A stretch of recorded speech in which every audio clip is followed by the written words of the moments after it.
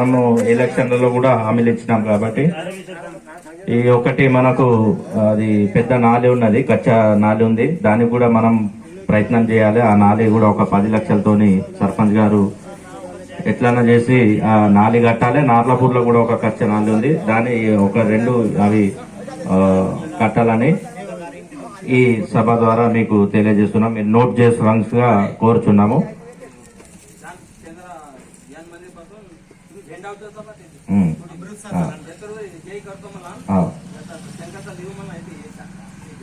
ఉపాధి హామీలో ఏమన్నా అవకాశాలు ఉంటే మీరు ఈ కచ్చా రోడ్లు కూడా రాసి తీర్మానం చేసి పంపండి సార్. అదొకటి. ప్లస్ ఇక్కడ చిన్న చిన్న గల్లీలు ఉన్నాయి అంతే.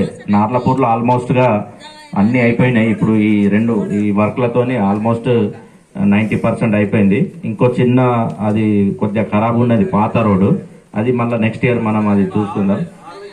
ఇది మాత్రం ఇక్కడ ఉన్న చిన్న చిన్న గల్లీలు ఇవి చేయాలని ఇక్కడ ఎస్సీ వాడలో ఒకటి జాడి శంకర్ గల్లీ ఉన్నది సార్. అది ఎప్పటి నుంచో మనం చేస్తామంటున్నాం కానీ అది కూడా చేయాలి. ప్లస్ బీసీ వాడలో ఎస్సీ వాడలో ఒకటే ఉంది, 1 లక్ష 1.5 2 లక్షల లోపల అయిపోతుంది సార్. ఏమైనా గ్రామ పంచాయతీ నిధులు ఉంటే అవి కూడా తీర్మానం చేసి మా వార్డ్ మెంబర్స్ మేము కూడా మద్దతు ఇస్తాం సార్. ఆ తీర్మానం చేసి అవి కూడా సిసి రోడ్లు కంప్లీట్ చేయాల్సిందిగా కోరుచున్నాము. ఇంకా ఏమైనా చిన్న చిన్న సమస్యలున్నా మళ్ళీ ఒకసారి మా వార్డ్ మెంబర్ల యొక్క స్పెషల్ మనది ఉంటుంది కదా గ్రామ సభ, అక్కడ కూడా తీర్మానం చేసి ఇవి చేస్తే బాగుంటుందని నా ఉద్దేశం సార్. ప్రజల ఉద్దేశం కూడా అదే సార్.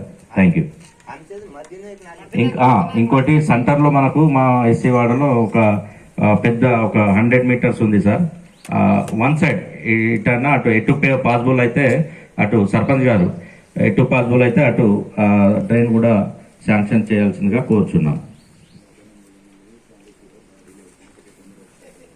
అదే మధ్యాహ్న భోజనం సార్ చెప్తున్నారు. మధ్యాహ్న భోజనం యొక్క శాలరీస్ కానీ విటమిన్స్ బిల్స్ కానీ అవి కూడా చాలా అంటే లేటుగా పడుతున్నాయి కాబట్టి వాళ్ళకి ఇబ్బంది అవుతుంది. అది కూడా మీరు స్పెషల్ ఆఫీసర్ గారు అది కూడా నోట్ చేసి సార్ దృష్టికి తీసుకోవాల్సిందిగా పైన తెలపాల్సిందిగా కోరుచున్నాము.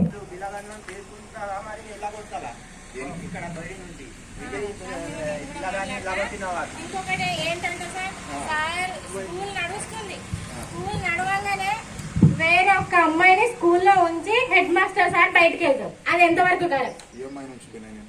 నేను చూసినా సార్, నేను చూసినా, నా కళ్ళతో నేను చూసినా కాబట్టి నేను మాట్లాడుతున్నా. దానికి ప్రూఫ్ ఏం అవసరం లేదు, డేట్ ఏం లేదు, టీచర్ లేదు, మీరు లేరు, పిల్లలు లోపల ఉన్నారు. ఒక స్టూడెంట్ ఇక్కడ ఉంది. నేను పేరేం చెప్పాను, ఆమెను అక్కడ వదిలేసి అట్లా వెళ్ళడం కరెక్ట్ కాదు. ఎందుకంటే స్కూల్ నుంచి ఇంటి నుంచి పిల్లలు స్కూల్ కి వస్తే మొత్తం బాధ్యత మీరే తీసుకోవాలి. మీరే పేరెంట్స్ కదా, మీరే ఇంటికి వెళ్ళే వరకు మీరే చూడాలి. మీరే చూడకుండా మధ్యలో వెళ్ళిపోతే ఎలా ఉంటది? ఈ ఇయరే ఎప్పటిదో కాదు, ఈ ఇయరే నేనే చూసిన. నేను చూసిన సార్, నేను చూసిన కాబట్టి నేను మాట్లాడుతున్నా. నేను నార్మల్ ఇక్కడికి వాటర్